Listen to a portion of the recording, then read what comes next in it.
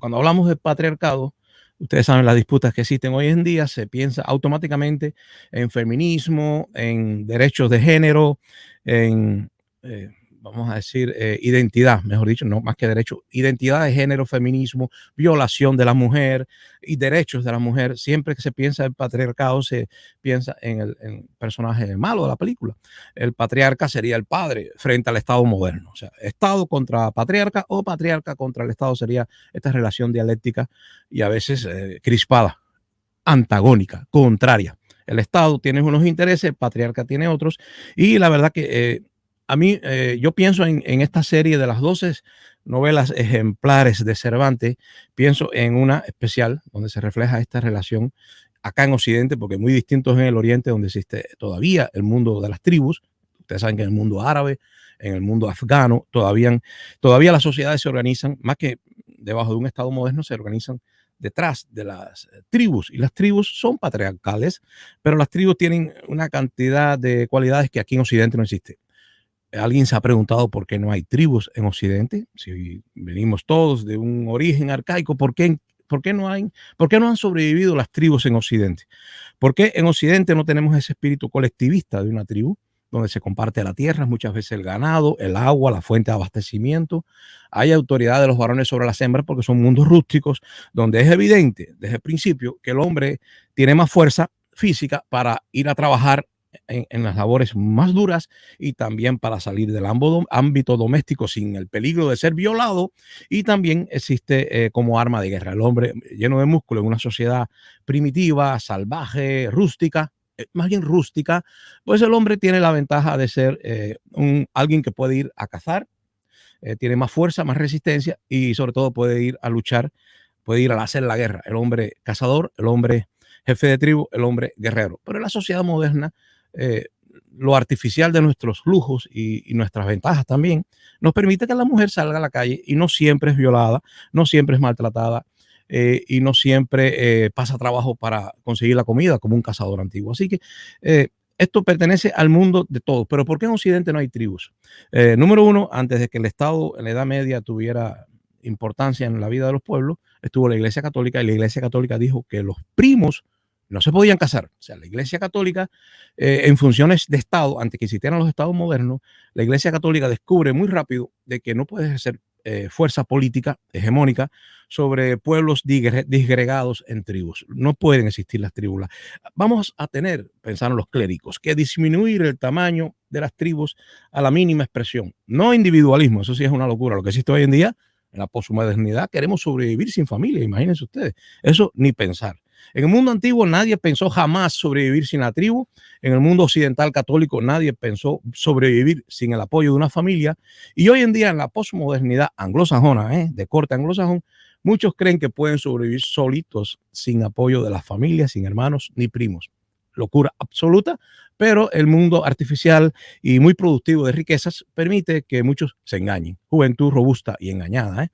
Bueno, yo creo que es importante señalar que la tribu en el mundo oriental es patriarcal y allí existe el patriarcado. Pero acá en Occidente, y ya termino rapidito, antes de que llegara el liberalismo, el individualismo, antes que existiera una revolución burguesa en Francia y separara al clero de la política, separara los poderes y le diera todo el poder a la gente del dinero y no de la sangre.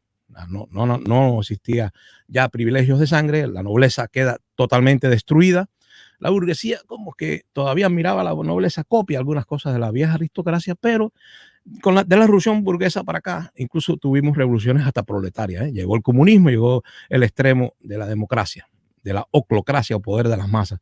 Pero antes de que todo eso pasara, aquí en Occidente no teníamos tribu, teníamos el derecho hereditario de las aristocracias, y se ha hablado incluso de que el noble era tan abusador que tenía el derecho a la pernada. Bueno, no está demostrado que los nobles podían acostarse en la primera noche de bodas con la esposa de sus vasallos. Los vasallos casi siempre eran villanos, gente sin valor, y por eso en varias novelas se dice, en la de Cervantes también, el villano no tiene honor. No tiene honor porque su esposa la primera noche se la puede acostar, según esta narrativa que no está demostrado, porque la burguesía trató también de hacer difamaciones del antiguo régimen.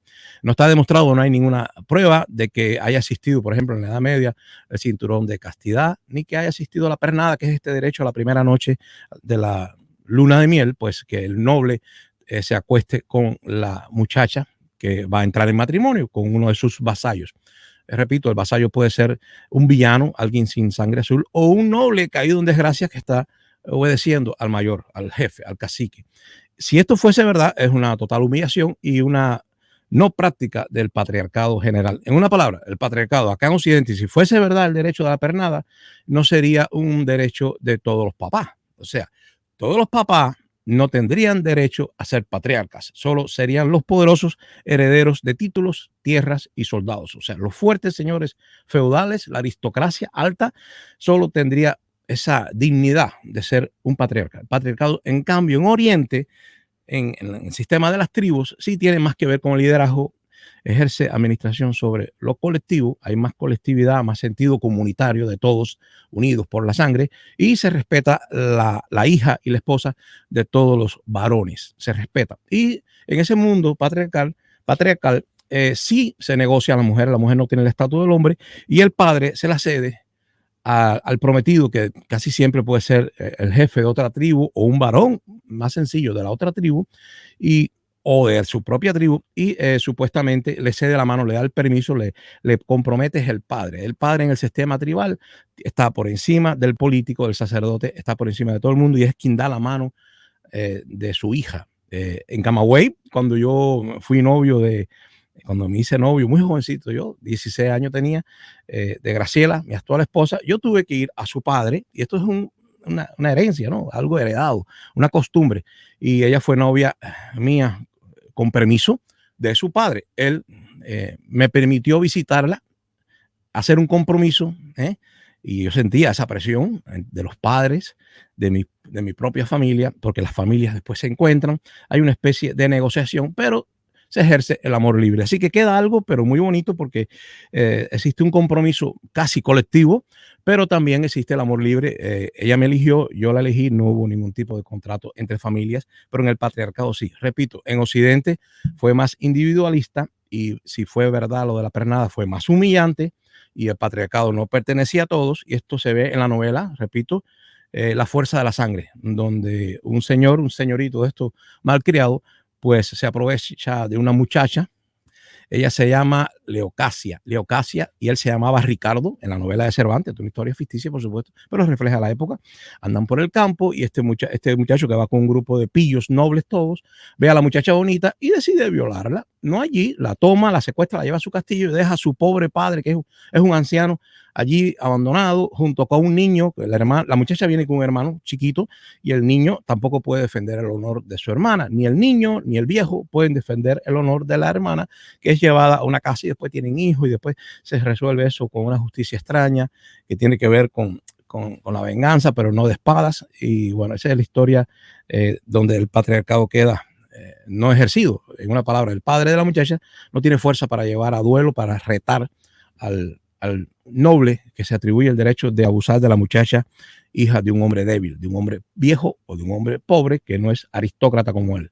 Eso sería en Occidente y tendría que ver con el individualismo que hoy en día todavía es tan fuerte entre nosotros, ¿no? El individualismo no surge con los estados modernos, ni siquiera con la burguesía.